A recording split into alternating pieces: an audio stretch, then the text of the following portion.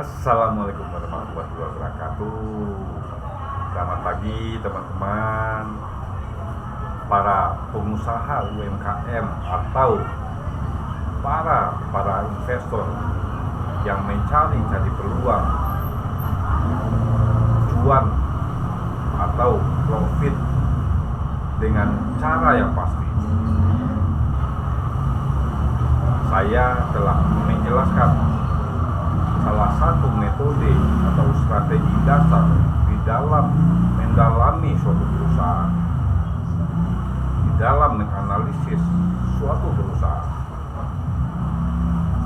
Jadi, apakah kita akan mengambil suatu keputusan karena hawa nafsu atau analisis data secara wajar, begitu ya teman-teman.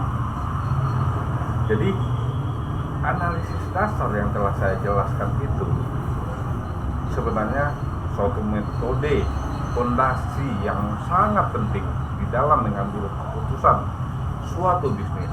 Apakah kita akan membeli perusahaan konvensional biasa atau kita akan membeli saham suatu perusahaan TBK dengan tujuan jangka menengah atau jangka panjang. Dan strategi ini saya telah terapkan bertahun-tahun di dalam mengambil suatu keputusan bisnis, dan pada saat itu saya implementasikan di dalam mengambil keputusan membeli saham-saham yang berpotensi menghasilkan keuntungan aman, dengan cara aman ya, tidak gambling atau tidak asal tebak.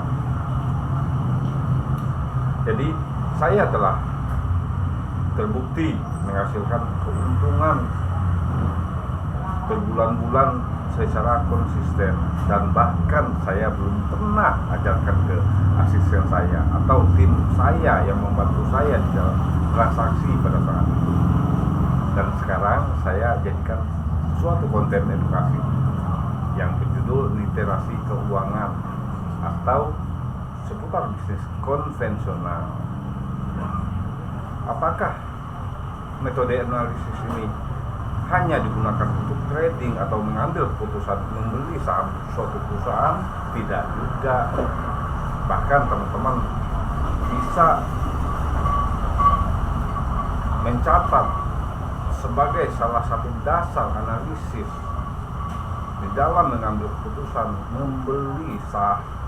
membeli suatu perusahaan konvensional yang berkategori UMKM atau perusahaan pribadi, gitu ya teman-teman. Jadi tidak mesti harus